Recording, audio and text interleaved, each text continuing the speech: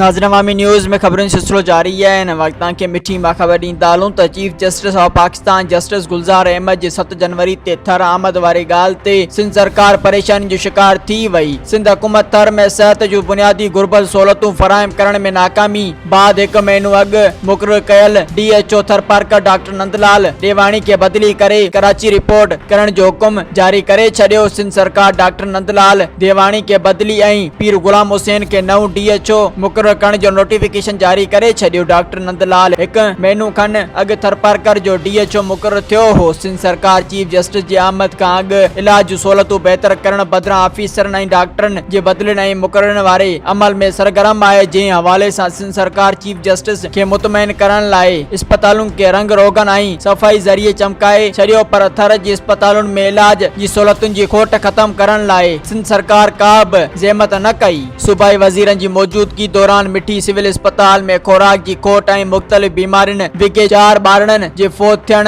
बि सिंध सरकार ऐं सिहत खाते जी नाकारा कारकर्दगी जो भांडो फाड़े छॾियो। मज़ीद खबरों और तफसीलात के लिए विजिट करें हमारी वेबसाइट www.awamiNewsHD.com।